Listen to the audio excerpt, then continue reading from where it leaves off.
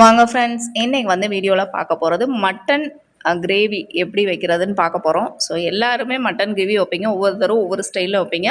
So நான் இன்றைக்கி எனக்கு தெரிஞ்ச மாதிரி வச்சுருக்கேன். வாங்க பார்க்கலாம். ஸோ நான் எடுத்திருக்கிறது 1/2 kg மட்டன் எடுத்திருக்கேன். ஸோ அதை நல்லா வாஷ் பண்ணிவிட்டு குக்கரில் போட்டுக்குவோம். ஏன்னா குக்கரில் வந்து ஒரு 6 இல்லாட்டினா 8 விசில் வர வரை வேக வச்சு ஃபஸ்ட்டு எடுத்துக்குவோம். இதில் இந்த மட்டனோடு சேர்த்து நான் என்னென்ன ஆட் பண்ணுறேன் அப்படின்னு பார்த்தீங்கன்னா, தனி மிளகாத்தூள் 1 ஸ்பூன், மஞ்சள் தூள் 1 ஸ்பூனு, சால்ட்டு கொஞ்சம் தேவைக்கேற்ற மாதிரி சால்ட்டு வந்து கொஞ்சம் ஆட் பண்ணிவிட்டு இதோட சேர்த்து 1 கிளாஸ் தண்ணி ஊற்றிக்குவோம். ஸோ பெரிய கிளாஸ் அளவுக்கு 1 கிளாஸ் தண்ணி ஊற்றிட்டு இதை நல்லா கிண்டி விட்டுட்டு ஸோ அடுப்பில் வச்சுருவோம். ஸ்டவ் ஆன் பண்ணிவிட்டு குக்கரை வச்சிடலாம். அடுத்து நம்ம என்ன பண்ண போகிறோன்னா, இந்த மட்டன் வேகிறதுக்குள்ளே நம்ம என்ன பண்ணிக்கலாம்னா, நம்மளுக்கு என்னென்ன மசாலா சேர்க்கணும் அப்படின்றத பார்த்துருவோம். வாங்க.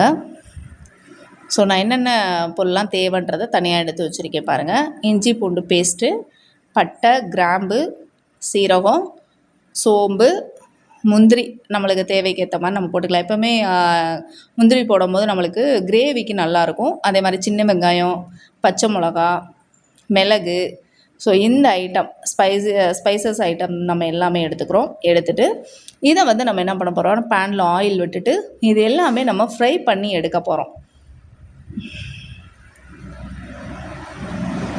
சின்ன வெங்காயம், பச்சை மிளகாய் எல்லாமே ஒன்றா அப்படியே போட்டுடலாம். போட்டுட்டு இதை நல்லா ஃப்ரை பண்ணி பொன்னிறமாக வர்ற வரையும் நல்லா ஃப்ரை பண்ணி எடுத்துக்கலாம். நல்லா கிண்டிகிட்டே இருங்க. ஏன்னா நம்ம இஞ்சி பூண்டு பேஸ்ட்டு போட்டிருக்கனால இது வந்து அடி பிடிக்கும். அந்த மாதிரி இல்லாமல் நல்லா கிண்டி விட்டுட்டே இருக்கலாம்.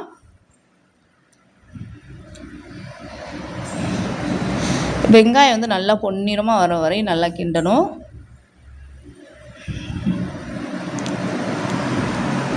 ஸோ இந்த மாதிரி வந்தோடனே நம்ம என்ன பண்ணிடுறோம், ஸ்டவ் ஆஃப் பண்ணிவிட்டு இதை கொஞ்சம் நேரம் நம்ம வந்து ஆற விட்டுருவோம்.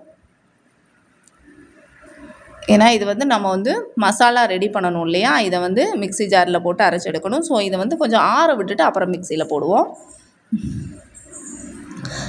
ஒரு 10 மினிட்ஸ் இருந்தால் போதும், ஆறிடும். இப்போ வந்து மிக்ஸி ஜாரில் போட்டு இதை வந்து ஃபைன் பேஸ்ட்டாக அரைச்சி நம்ம மசாலா ரெடி பண்ணி வச்சுருவோம்.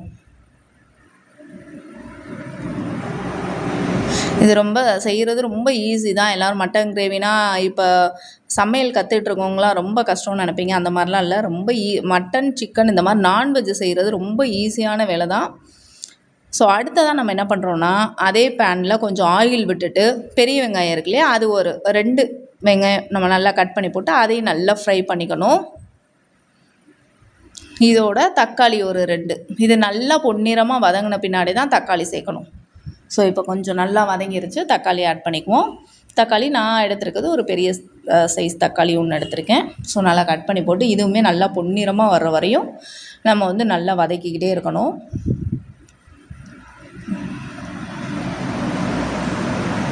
அதுக்கப்புறம் நம்ம மசாலா அரைச்சி வச்சுருக்கோம் இல்லையா, ஸோ அதை வந்து இந்த வெங்காயம் தக்காளியோடு நம்ம சேர்த்து அதையும் ஆட் பண்ணிக்கலாம். அரைச்ச மசாலா இருக்கு இல்லையா, அந்த மசாலாவை இதில் ஆட் பண்ணிவிட்டு நல்லா அந்த பச்சை வாசனை ஏற்கனவே நம்ம வதக்கி வச்சதான் இருந்தாலுமே நம்ம என்ன பண்ணணும்னா அதையும் போட்டு நல்லா நம்ம வந்து பெரட்டி விட்டோம்னு வச்சுக்கோங்க.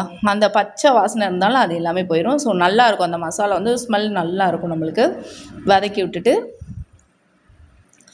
நல்லா வதங்கினதுக்கப்புறம் இந்த குக்கரில் நம்ம ஃபஸ்ட்டு மட்டன் வேக வச்சோம் இல்லையா, அதை வந்து இதோட சேர்த்து ஆட் பண்ணிக்க போகிறோம். நம்ம அதுலேயே 1 கிளாஸ் தண்ணி சேர்த்து தான் வச்சுருக்கோம். ஸோ அப்படியே அதை வந்து இதில் வந்து நம்ம விட்டுக்கலாம். பாருங்கள், நம்ம வேக வச்ச கறி எல்லாமே இதோட சேர்த்துக்கிறோம். கறி நல்லா வெந்திருக்கும். ஏன்னா 6 விசில் விட்டாலே நல்லா வெந்துடும். வெந்ததுக்கப்புறம் இது எல்லாமே சேர்த்து மொத்தமாக நம்ம கிண்டி விடுறோம். ஏன்னா எல்லா மசாலா ஐட்டம்ஸ் எல்லாமே நம்ம ஆட் பண்ணிட்டோம். லாஸ்ட்டாக நம்மளுக்கு சால்ட்டு மட்டும் கொஞ்சம் பத்தாமல் இருக்கும். ஸோ சால்ட்டு மட்டும் போட்டுட்டு நல்லா கிண்டி விட்ருங்க.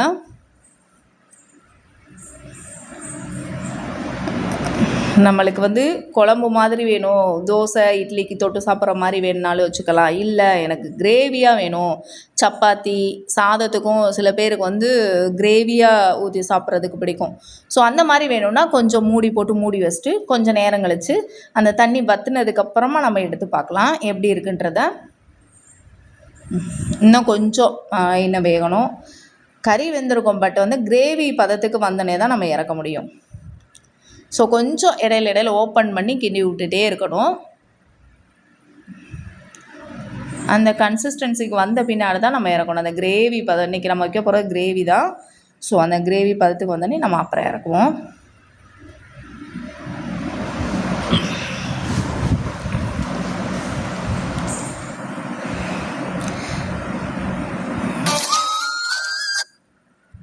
பாருங்கள், நல்லா கிரேவி பதத்து கொஞ்சம் வருது. ஸோ தண்ணி இன்னும் கொஞ்சம் வற்றட்டும். அப்படியே கொஞ்சம் லைட்டாக கிண்டி விட்டுட்டே இருப்போம்.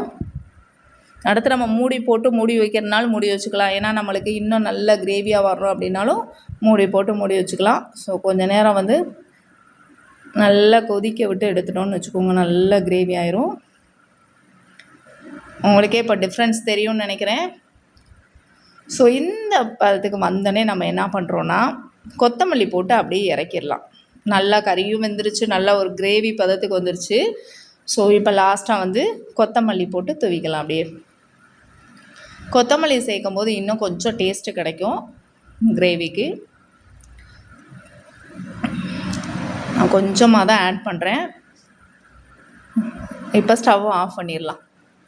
கொத்தமல்லி போட்டு கொஞ்சம் நேரம் இருந்தால் போதும். ஸ்டவ் ஆஃப் பண்ணிவிட்டு பாருங்கள் எப்படி இருக்குது பாருங்கள். இதே நம்ம ஒரு பிளேட்டில் சர்வ் பண்ணி பார்க்கும்போது இன்னும் சூப்பராக இருக்கும். நான் இப்போ வந்து உங்களுக்கு ஸ்பூனில் தான் எடுத்து காமிக்கிறேன். வாங்க நம்ம ஒரு பிளேட்டில் சர்வ் பண்ணி எப்படி இருக்குன்னு பார்க்கலாமா? அப்படியே சுட சுட ரெடி ஆயிடுச்சுங்க மட்டன் கிரேவி. ஸோ இதுவரை என்னோடய சேனலை சப்ஸ்கிரைப் பண்ணாதவங்க பண்ணிக்கோங்க ஃப்ரெண்ட்ஸ். அப்புறம் தான் நான் அடுத்தடுத்து போடுற வீடியோ உங்களுக்கு அப்டேட் ஆகும். Thank you friends.